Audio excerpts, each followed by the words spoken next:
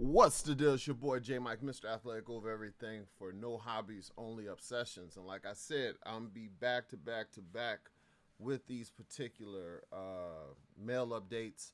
I've been copping heavy. Like I said, I'm just trying to give guys a little bit of something different in terms of the hobby. And, as you guys call it a hobby, I look at this as kind of a business. The stuff is expensive, even if you're not buying super high end cards or super high graded cards, over a period of time, $1,000 gone. You know what I'm saying? So I'm just showing you guys some of the things that I've been purchasing that to me seem and have a real long term stability for me and based on how I collect. And when I say long term stability, I'm talking about I would want these particular cards down the line, right? And most of these I've had or owned at a certain period of time, but due to the the boom, a lot of the cards I had I sold, so I had to buy back with some of the cards. Some of the cards are still a lot more expensive than they were, so I had to get even lower grades. But you do not buy the grade, you buy the card. So let's switch over to, let's see.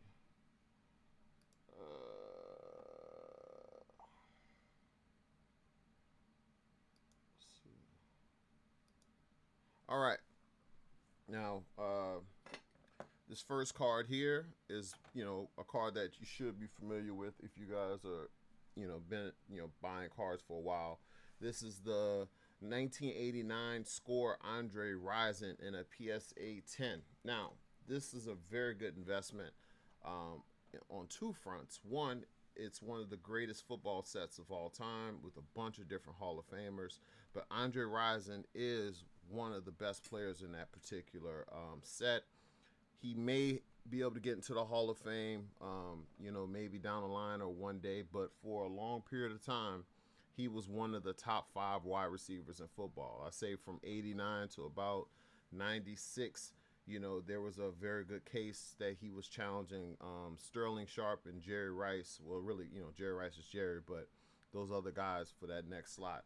I was actually able to get this card for a very good price. I think it was under 20 bucks. Next up, 1981, Kareem Abdul-Jabbar. Super action. This got this in a PSA 8.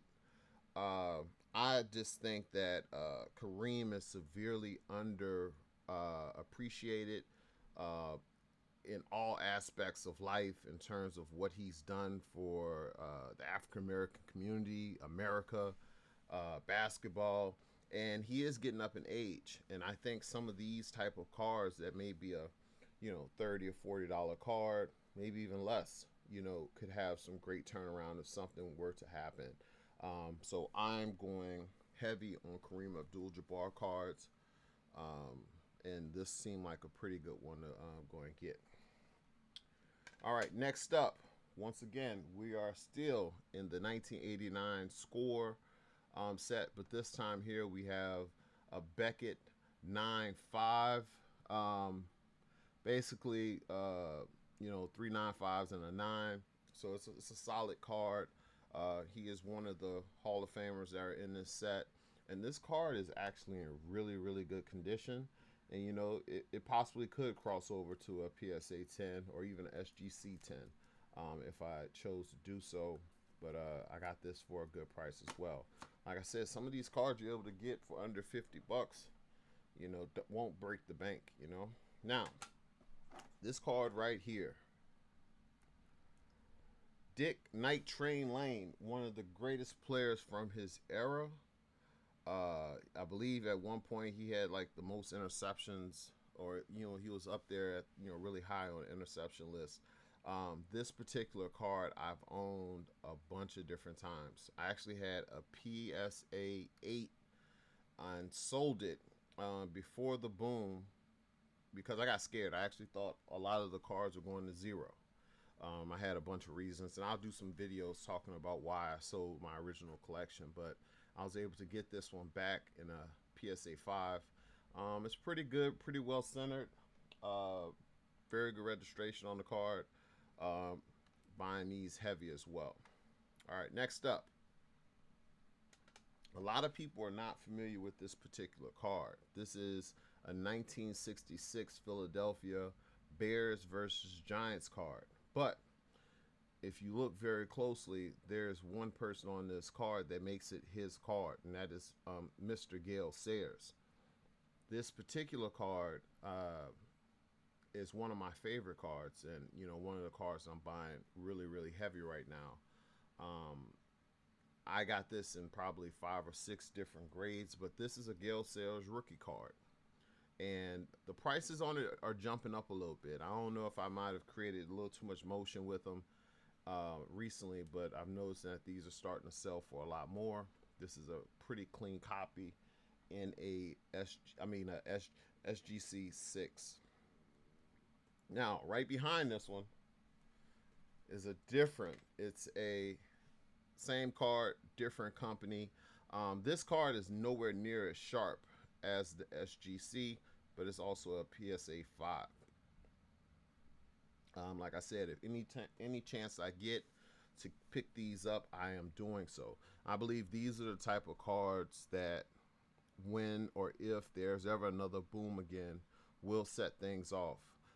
Like I said, I'm doing player runs with a lot of these different cards and different players.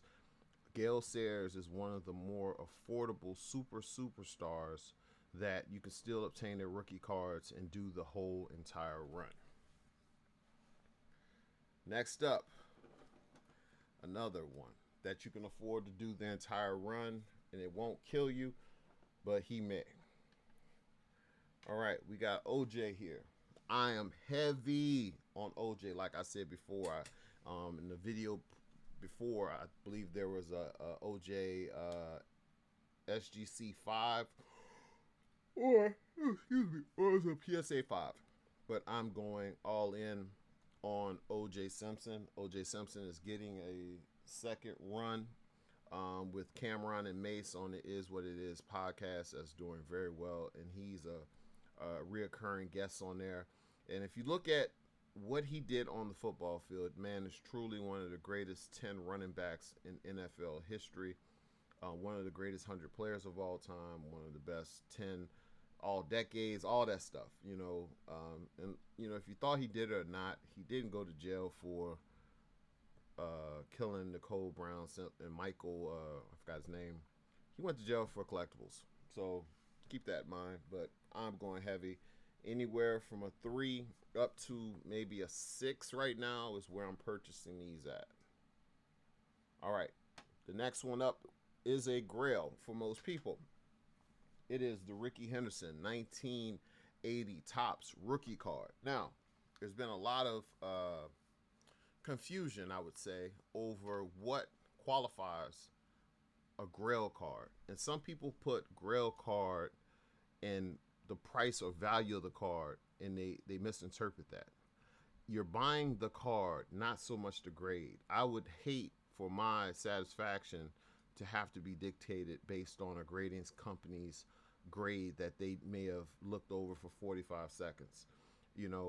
Part of the reason why I was so successful in being able to, sell a bunch of cards during the boom was because I always purchased things that I liked, and also I purchased the card. I valued the card, the actual card. And one of the mistakes I made early on when I was doing the 100 greatest football players of all time, I wasn't concerned with the condition of the card, didn't care if it was graded. I just wanted the physical card. Now, I had opportunities to buy Joe Namath, probably PSA 1s and 2s and 3s for under $100 at the time. But the card looked a little too beat up for me. So I kind of never wanted to buy the card. But if you own the card, you can always upgrade. So like if this is the best version of the card I have now, I purchased the 6.5 now for, let's say, $100, and I may sell off some newer stuff, and I can sell this and then put that money and get a 7, and then from a 7 move up to an 8. But at least I have the card. You know what I'm saying? So get the card. Everything else will take care of itself. Next up, another Grail card, another situation. This is 1986 Jerry Rice rookie card. Now, I am going to be buying these cards heavy. I had this in a PSA 9, sold it before the boom, so I lost my ass on it. But Jerry Rice is clearly the greatest wide receiver of all time. If you look at the numbers, his numbers will never be approached. Very much like Wayne Gretzky. But we see Gretzky's goal scoring record is about to be broken by Ovechkin. But Jerry's numbers, no one will even come close to those numbers, even with them adding a 17th game. But yeah, I say anywhere between a 5 and a 8.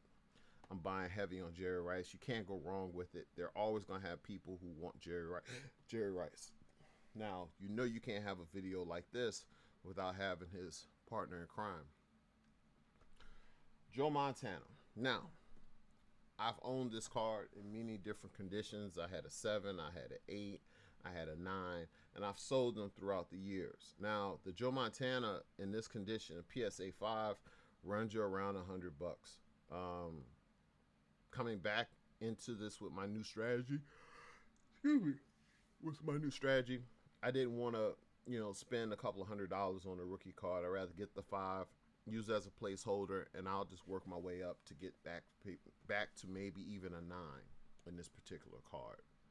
And last but not least, this card just arrived today, and it is Monty Irving.